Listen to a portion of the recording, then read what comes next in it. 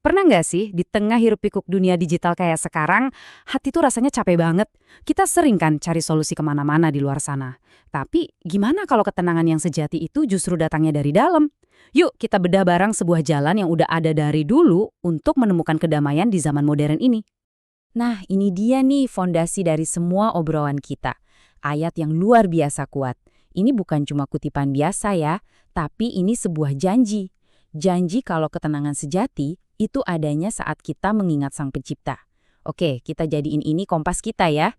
Kita masuk bagian pertama, banjir informasi, hati yang lelah. Kita bakal bahas fenomena yang mungkin Anda kenal banget, rasa capek mental dan spiritual gara-gara dihajar informasi non-stop di era digital ini. Rasanya relate banget kan? Tiap hari notif bunyi terus, berita lewat terus, opini seliweran di mana-mana, jiwa kita tuh bisa kewalahan. Nah, di titik inilah kita sadar, nambahin lagi informasi dari luar. Kayaknya bukan itu deh jawabannya. Jadi, poin kuncinya tuh di sini. Solusinya itu bukan cari keluar, tapi justru kembali ke dalam. Hati yang lelah itu nggak butuh lebih banyak distraksi, tapi butuh banget nyambung lagi sama sumber kedamaian yang sesungguhnya. Ini soal geser fokus, dari konsumsi hal-hal luar ke pengenalan diri di dalam. Lanjut ke bagian kedua, jalan menuju ketenangan. Oke, kalau solusinya adalah perjalanan ke dalam, terus gimana cara mulainya? Yuk kita cari tahu jalannya. Nah, ini dia pertanyaan paling pentingnya. Dengan semua kebisingan ini, di mana sih kita bisa nemuin jalan yang jelas menuju ketenangan yang kita cari-cari? Jawabannya ada di sini. Yap, ini dia jawabannya. Asmaul Husna, nama-nama yang paling baik. Tapi ini bukan sekedar daftar buat dihafal ya. Anggap aja ini kayak peta buat memahami sifat-sifat ilahi yang bisa membawa ketenangan langsung ke hati kita. Dan ini kuncinya. Asmaul Husna itu lebih dari sekedar kata-kata. Coba deh bayangin, Asmaul Husna itu kayak cahaya yang nerangin kegelapan, atau penawar buat hati yang lagi sakit, dan yang paling penting, sebuah jalan praktis yang bisa kita lewati buat dapetin ketenangan batin. Sekarang kita masuk bagian ketiga, memahami Asmaul Husna. Oke, terus gimana caranya kita bisa berinteraksi secara aktif sama nama-nama ini? Karena ini bukan cuma soal ngucapin aja, tapi soal terlibat lebih dalam.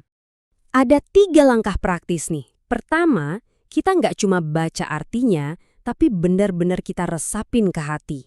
Kedua, kita bawa nama-nama itu dalam doa kita, biar jadi lebih personal. Dan ketiga, yang paling penting, kita coba wujudkan sifat-sifat itu dalam tindakan kita sehari-hari. Bagian keempat, sebuah benteng di era digital. Nah, sekarang kita coba bawa konsep ini ke dunia nyata kita ya. Gimana caranya Asmaul Husna ini bisa jadi semacam benteng pelindung kita di tengah riuhnya zaman digital?